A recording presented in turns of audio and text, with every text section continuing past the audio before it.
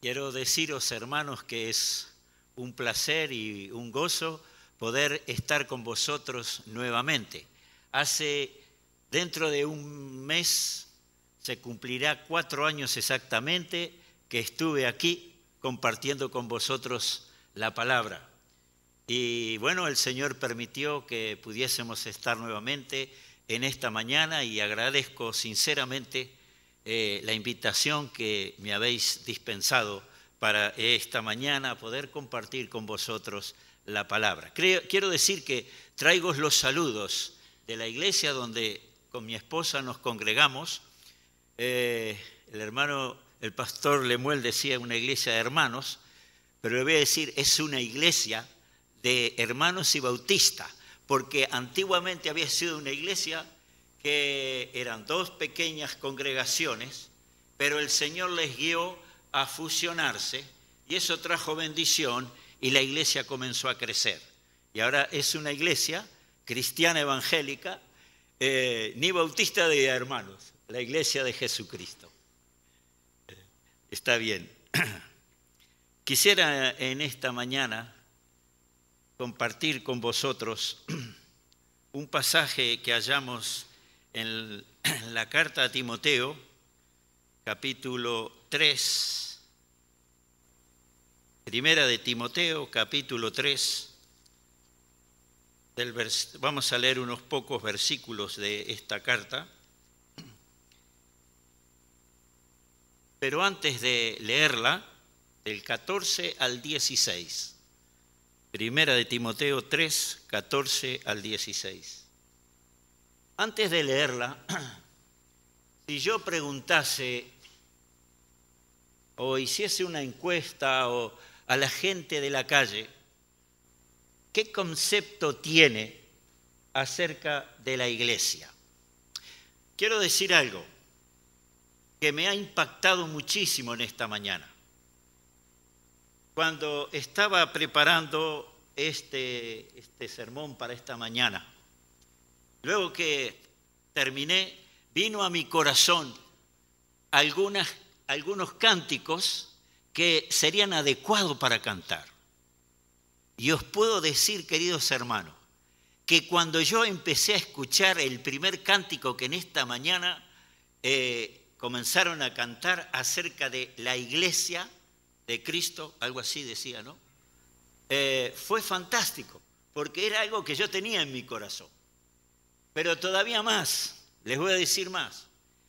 Pensé, quizás sería bueno si yo tuviese que presidir o tuviese que indicar los cánticos, yo le diría a la persona que preside, me encantaría poder terminar con ese canto que nos invita como iglesia a seguir adelante. Somos el pueblo de Dios. ¿Recordáis que lo cantamos en esta mañana? Y yo no he hablado con ninguno de los responsables, ni tampoco con el hermano que ha estado presidiendo, pero quiero decir que, sin duda alguna, el Señor guió para que en esta mañana pudiésemos alabar al Señor por medio de estos preciosos cánticos que honran y glorifican al Señor. Volviendo a lo que había comentado, esto era un paréntesis nomás. Si preguntásemos a la gente, mira, ¿qué concepto tienes tú acerca de la iglesia? ¿Qué es para ti la iglesia? Pues probablemente algunos nos dirían, bueno, la iglesia es un lugar de culto, un centro religioso donde la gente suele acudir porque profesa una religión.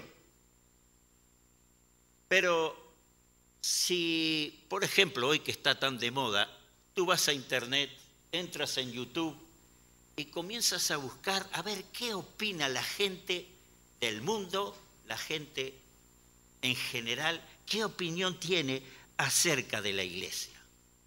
Pues indudablemente habría muchas sorpresas, muchas opiniones diversas y algunas realmente muy, muy negativas en cuanto a la iglesia. Por ejemplo, algunas de las opiniones que a veces pueden aparecer, que la iglesia es una gran farsa, que la iglesia solo está para engañar a la gente. Que en la iglesia hay mucha hipocresía. Esto lo saqué de YouTube, ¿eh? Es el último lugar que yo iría. Otros dirían donde se pierde la vida. Fanatismo. Y así podríamos hacer una larga lista de opiniones que aparecen de la gente no cristiana acerca del concepto que tiene de la iglesia. Y ahora yo quisiera hacer una pregunta. ¿Qué concepto tenemos nosotros o tienes tú acerca de la iglesia de Jesucristo? Hay muchos, sin embargo, que tienen diferentes opiniones. Algunos dudan sobre la importancia de la iglesia, ¿eh? Y quizás algunos lo ven como un compromiso un tanto opcional. Pero hay otros, sin embargo, que ven a la iglesia como algo simplemente bueno. Así me decía un señor en cierta ocasión: yo voy a la iglesia porque, bueno, es algo bueno, hay buen ambiente, pero hasta ahí nomás, no hay compromiso. Ahora, la importancia de tener ideas claras sobre la iglesia, el apóstol Pablo le escribe a Timoteo acerca de lo que realmente es la iglesia y la importancia que tiene. Y debido a la claridad de las ideas que tenía Pablo sobre la iglesia, es que le escribe a Timoteo. Y casi todos los comentaristas están de acuerdo en que el corazón de esta epístola a Timoteo se encuentra en 3 versículos, que lo vamos a leer en esta mañana. Y os invito a que abráis vuestras Biblias en 1 de Timoteo 3, 14 al 16. Y dado que es un pasaje breve, lo voy a leer en varias versiones para remarcar bien su contenido. Y primero la Biblia de las Américas, si alguien tiene la Biblia de las Américas o cualquier otra versión. Dice así, 1 de Timoteo 3, comenzando desde el versículo 14. Te escribo estas cosas esperando ir a ti pronto, pero en caso que me tarde, te escribo para que sepas cómo debe conducirse uno en la casa de Dios, que es la iglesia del Dios vivo, columna y sostén de la verdad. Indiscutiblemente grande es el misterio de la piedad. Él fue manifestado en la carne, vindicado en el Espíritu, contemplado por los ángeles, proclamado entre las naciones, creído en el mundo, recibido arriba en gloria. Y si pasamos a la nueva versión internacional, dice el apóstol escribiendo esta carta a Timoteo: aunque espero ir pronto a verte, escribo estas instrucciones para que, si me retraso, sepas cómo hay que portarse en la casa de Dios, que es la iglesia del Dios viviente, columna y fundamento de la verdad. No hay duda que es grande el misterio de nuestra fe. Él se manifestó como hombre, fue vindicado por el Espíritu, visto por los ángeles, proclamado entre las naciones, creído en el mundo, recibido en gloria. Es bastante evidente que en estos versículos el apóstol Pablo expresa las razones fundamentales por la cual escribe la carta. Y le dice a Timoteo: te escribo para que sepas cómo. Pero antes de desglosar el contenido de lo que Pablo expone aquí, quizás sería importante saber qué era lo que estaba sucediendo en Éfeso, donde se encontraba Timoteo, para saber por qué Pablo escribe lo que escribe. Pues ciertos hombres en la iglesia allí de Éfeso estaban enseñando doctrinas que no se ajustaban a la verdad. Y por eso, en el primer capítulo de la misma epístola a Timoteo, versículo 3 al 7, Pablo dice lo siguiente, que al partir para Macedonia te encargué que permanecieras en Éfeso y los ordenaras a algunos supuestos maestros que dejen de enseñar doctrinas falsas, de prestar atención a leyendas y genealogías interminables, porque estas cosas provocan controversia en vez de llevar adelante la obra de Dios que es por la fe. Y debes hacerlo así para que el amor brote de un corazón limpio, de una buena conciencia y de una fe sincera. Algunos se han desviado de esa línea de conducta y se han enredado en discusiones inútiles. Pretenden ser maestros de la ley, pero en realidad no saben de qué hablan y ni entienden lo que con tanta seguridad afirman. Al parecer, había en la iglesia de Éfeso aquellos que enseñaban doctrinas equivocadas, de error, basadas en mitos que se apoyaban en interpretaciones ajenas o erróneas del Antiguo Testamento. Pablo va a ir rebatiendo todas estas desviaciones de creencia y conducta a lo largo de toda su epístola. Y lo irá haciendo centrándose en el Evangelio y de forma especial en el Evangelio como creencia correcta y el Evangelio como conducta correcta. Pero el asunto importante a tener en cuenta es que eran enseñanzas desviadas que poco a poco irían desplazando al evangelio y dañando también el testimonio de la iglesia. De hecho, antes de su encarcelamiento en Roma, Pablo ya sabía que vendrían desviaciones doctrinales. Por ejemplo, cuando Pablo estaba en Mileto, él mandó llamar a los líderes de la iglesia de Éfeso y les dice lo siguiente, en Hechos 20, 28 al 31. Dice, por tanto, les dice a los líderes de la iglesia, mirad por vosotros y por todo el rebaño en que el Espíritu Santo os ha puesto por obispo, o sea, por pastores, por líderes, para apacentar la iglesia del Señor, la cual Él ganó por su propia sangre, porque yo sé que después de mi partida entrarán en medio de vosotros lobos rapaces que no perdonarán el rebaño. Y de entre vosotros mismos se levantarán hombres que hablarán cosas perversas para arrastrarte así discípulos. Por tanto, les dice a los líderes de la iglesia, velad, estar alerta, cuidado, acordaos que por 3 años, de noche y de día, no he cesado de amonestaros con lágrimas a cada uno. Pablo sabe del error que vendría por boca de algunos, inclusive líderes que estaban en la iglesia en Éfeso. Y por eso, por ese error, le preocupa muchísimo. Ahora quizás, después de 5 años, la preocupación de Pablo por la confesión y el comportamiento de la iglesia no ha cambiado. Y volviendo otra vez al texto que hemos leído en 1 de Timoteo 3, 14 y 16, es fácil de ver que es precisamente su gran preocupación por la salud espiritual de la iglesia que le mueve a Pablo a escribirle a Timoteo. Y por medio de él a la iglesia de Éfeso y también para nosotros hoy.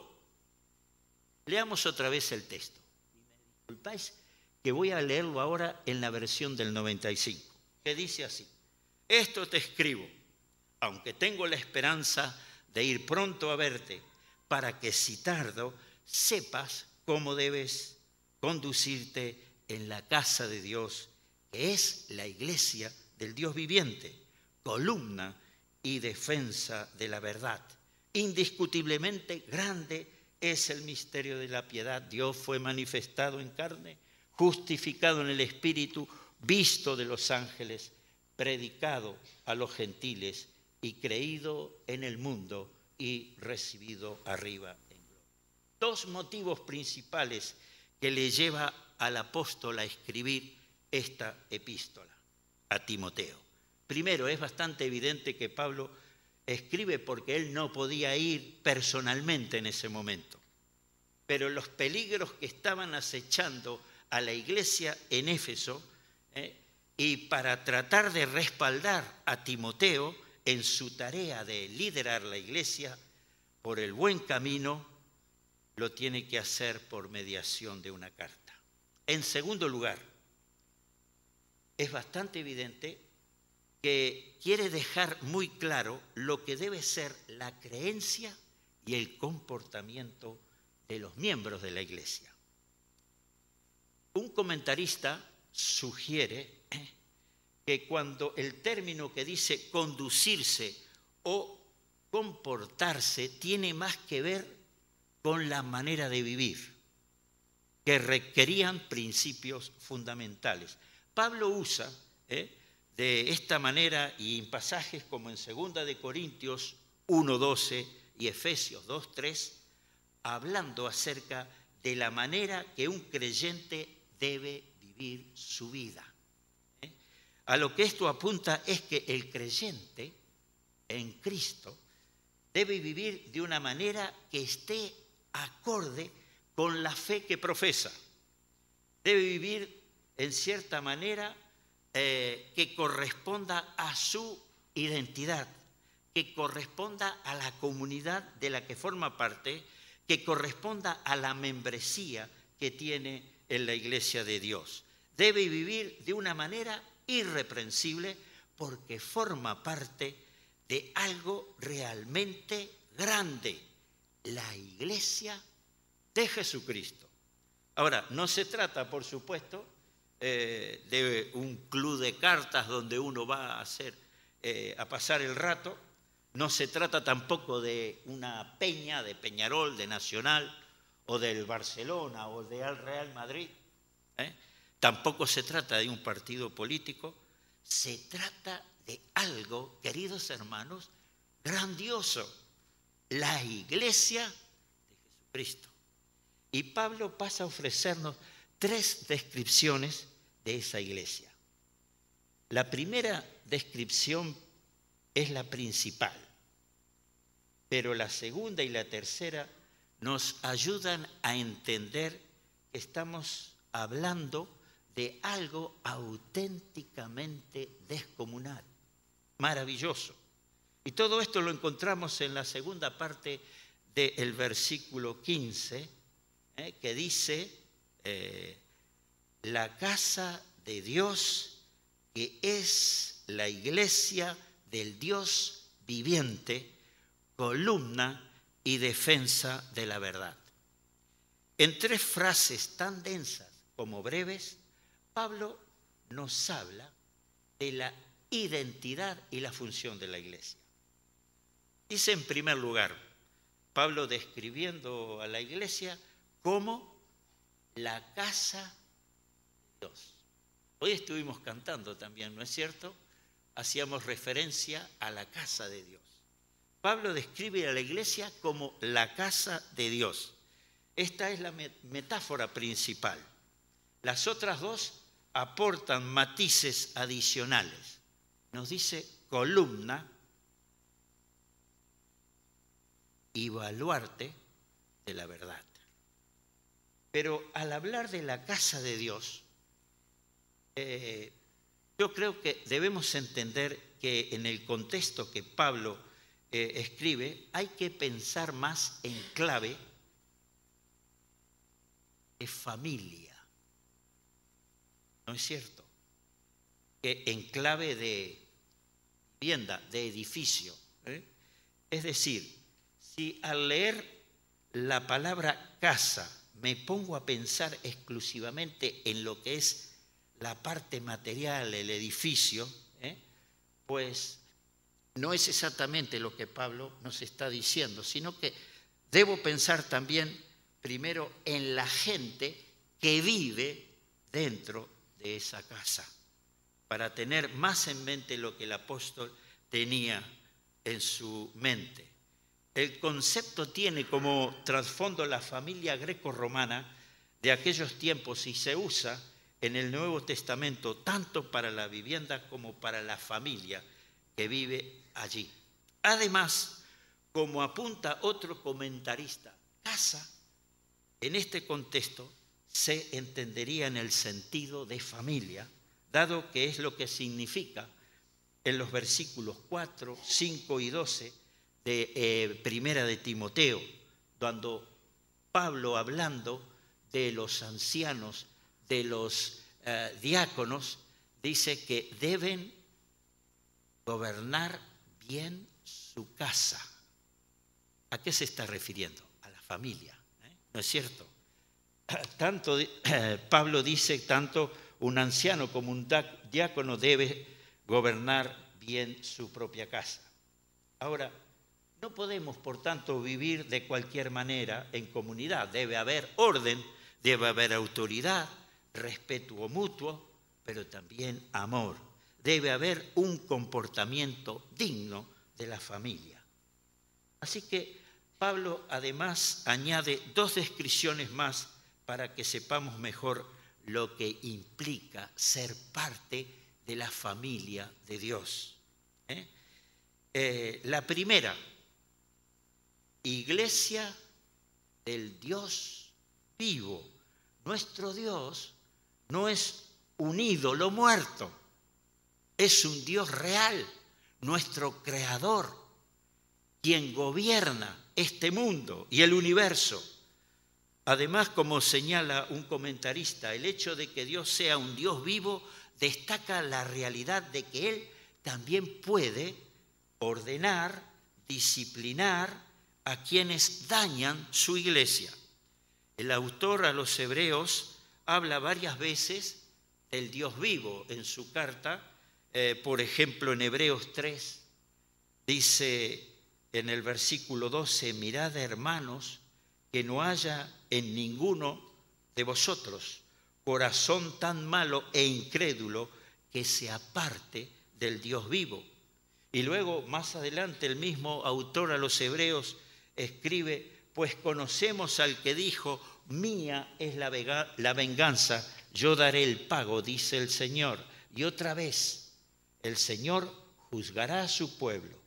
Horrenda cosa es caer en manos del Dios vivo. Por tanto, Dios vive y por lo tanto puede velar por su iglesia y castigar o disciplinar a aquellos que intenten dañarlo. El Dios vivo. Además que la iglesia sea la asamblea o la congregación del Dios vivo, nos recuerda que no es un grupo compuesto de personas que se han elegido cada uno por sí mismo, sino que el Dios vivo es quien nos ha escogido y llamado a ser miembros de su iglesia. Y es Él quien establece las normas por las que funciona. Ahora, esta familia, dice Pablo, es la iglesia del Dios vivo. La segunda descripción adicional que agrega Pablo en este versículo 15 es que la iglesia es columna y defensa de la verdad. Con esta descripción pasamos a una metáfora arquitectónica. Columna y defensa de la verdad. Si tú visitas en alguna ocasión la ciudad de Barcelona, muchos suelen visitar las esculturas, los lugares de un famoso artista llamado Gaudí. Y en uno de los parques, no recuerdo ahora el nombre, se me ha escapado, el Parque Güell, gracias. En uno de los parques, recuerdo que estaba paseando con mis nietos y llegamos a un sitio donde hay una tremenda estructura, una obra de arte hecha por Gaudí, pero que está sostenida por unas columnas imponentes. Pero no es solo una columna o dos, está lleno de columnas De tal manera que a los chicos y a los niños les gusta correr y esconderse alrededor de esas imponentes columnas. Eso nos habla del cimiento poderoso que tiene toda esa estructura. Ahora, aquí hay una descripción que Pablo nos presenta acerca de la iglesia. Dice que es columna y defensa de la verdad. Esta frase recalca la enorme importancia, queridos hermanos, que tiene la iglesia. Debe apoyar y defender la verdad. Afortunadamente, Dios no depende exclusivamente de la iglesia, ni de la iglesia en su conjunto, ni de ninguna iglesia local en particular para defender su verdad y su evangelio. De hecho, nuestras traducciones a veces agregan un artículo a columna y defensa porque no está en el griego. Dios también tiene otras maneras de defender su verdad y la defiende con su palabra y la defiende con su espíritu. De hecho, ha habido momentos en la historia en que la iglesia ha llegado a ser lo más lejos de columna y defensa de la verdad. Ha llegado a ser una iglesia hereje, una iglesia apóstata. Hoy en nuestros días está ocurriendo situaciones que antes no la esperábamos. Pero, queridos hermanos, Dios es capaz de conducir la historia a un redescubrimiento de las Escrituras.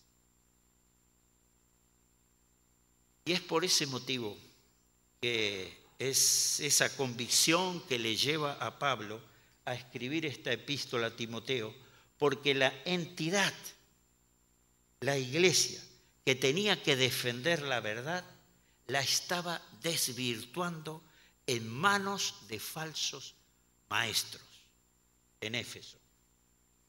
Y yo me pregunto, haciendo una reflexión, después de este breve análisis, ¿qué conceptos tienes o tenemos acerca de la iglesia de Jesús?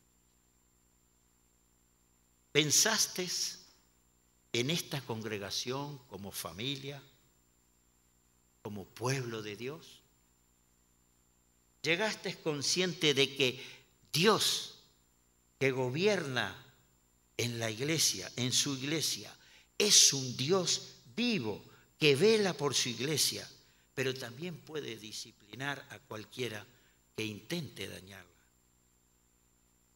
¿Hasta qué punto has hecho tuyo el papel de la iglesia como defensora de la doctrina y el evangelio?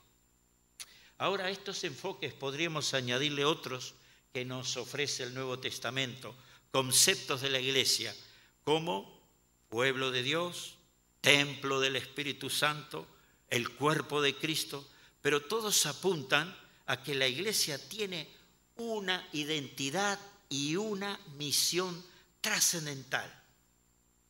Me temo que lamentablemente hoy en día algunas iglesias están apartando y olvidando que lo más importante es presentar el evangelio que trae salvación, el evangelio que da vida, que puede transformar, puede traer paz verdadera al corazón necesitado.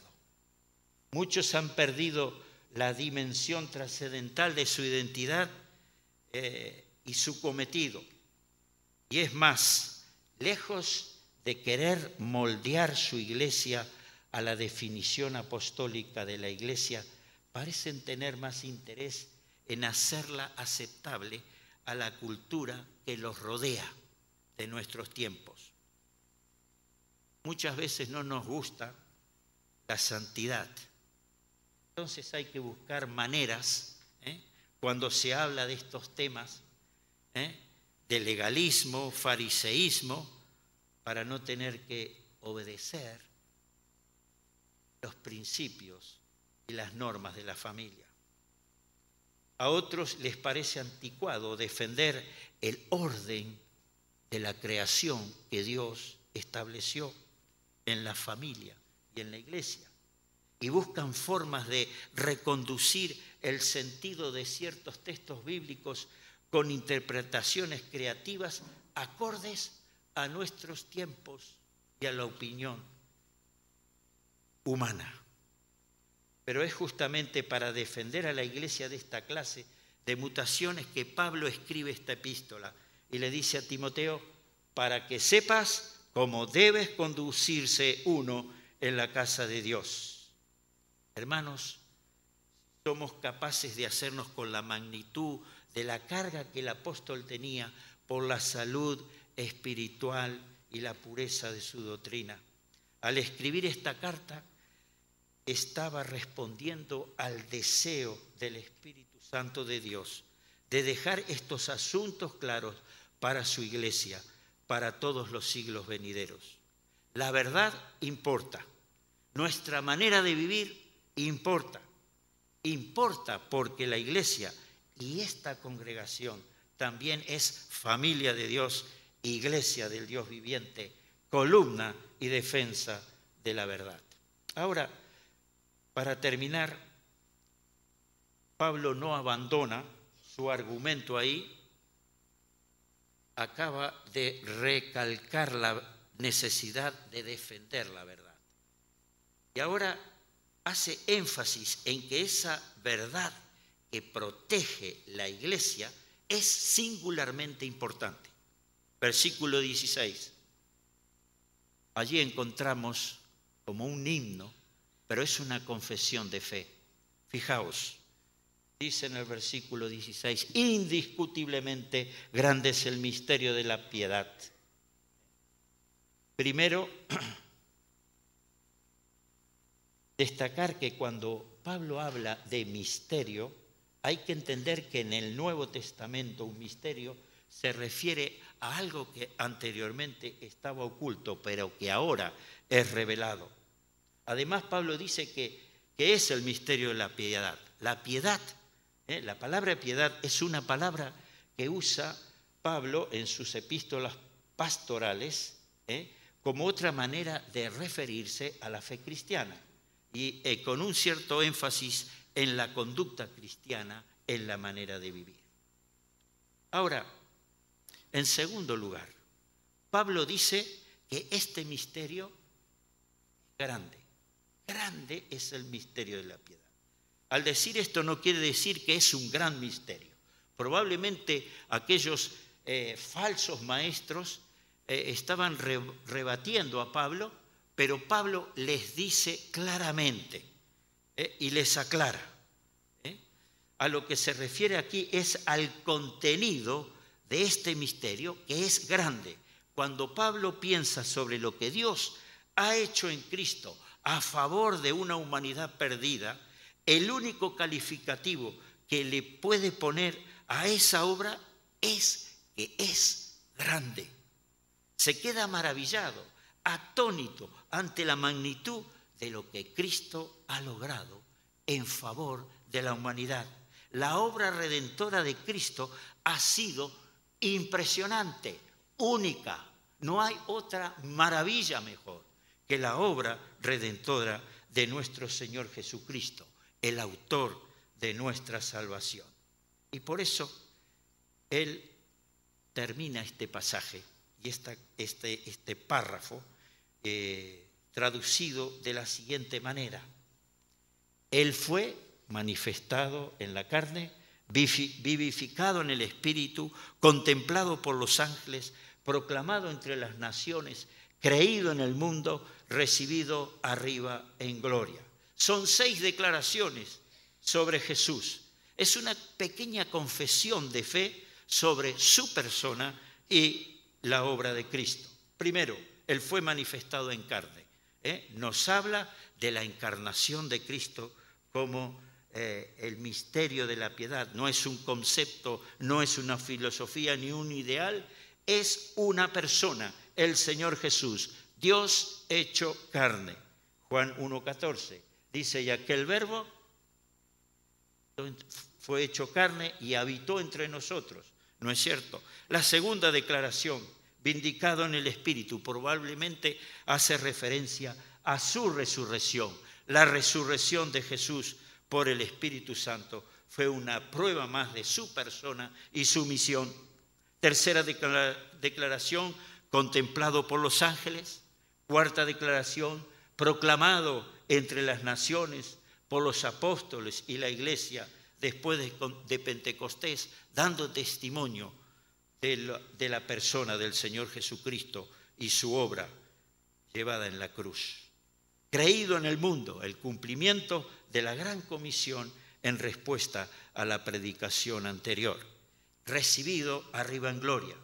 Quizás no sea una referencia directa a la ascensión de Cristo, sino más bien a su glorificación y sesión en el cielo, ahora habiendo completado la obra de la redención.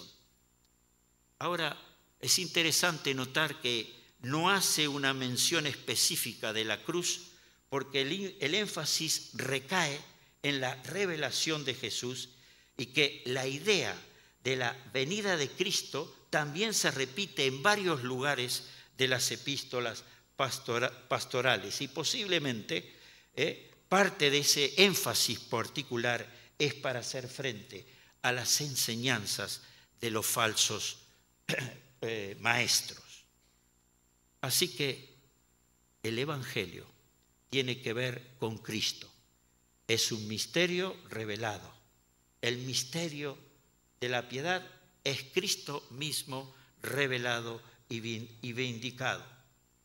Ahora, en un mundo donde, como el académico, impera el escepticismo dogmático, representado a veces por tendencias como la del mal llamado Seminario de Jesús, que se pregunta si se puede saber, si se quiere algo de lo que realmente dijo un casi desconocido rabino de Nazaret, donde en opinión popular Jesús básicamente poco más que un hombre muy majo que nos hablaba del amor del Padre. Ahora, esta clase de mundo, más que nunca, necesita una cristología que cree, que comunica un Cristo divino que se encarnó, que vivió, que murió, que resucitó, que ascendió, que salva, que reina y un día regresará y juzgará. Y la iglesia, amados hermanos, ha sido encargada con el inigualable honor de confesar este Cristo y proclamar ese Cristo a todo el mundo.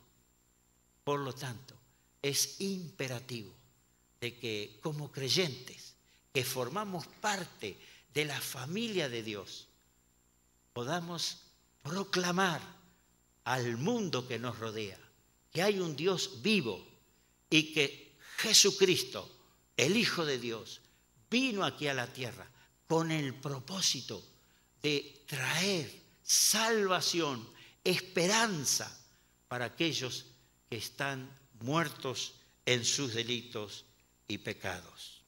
La iglesia debe proteger la verdad del Evangelio. Dios ha sido manifestado en carne. La persona de Jesucristo vino a esta tierra y Pablo declara en uno de los pasajes, porque dice, palabra fiel y digna de ser recibida por todos, que Cristo Jesús vino al mundo a salvar a los pecadores, de los cuales yo soy el primero. Y como iglesia, la iglesia tiene la misión y el deber de llevar el Evangelio al mundo. Cada creyente es y somos responsables de dar testimonio de nuestra fe y esperanza a aquellos que lo necesitan. El Señor nos ayude, queridos hermanos, en el lugar donde tú te encuentres, en tu medio ambiente, lugar de trabajo, en la universidad, en el taller, en el vecindario. Bueno, hay muchas oportunidades. Quizás alguien puede decir, bueno, pero escúcheme, como decía una señora, yo quisiera hacer algo, pero no me sé expresar. Pero simplemente a través de tu vida, de tu testimonio, de tu forma de ser, estás dando un testimonio de tu fe en Jesucristo. Que el Señor nos bendiga, hermanos, y muchas gracias. Amén.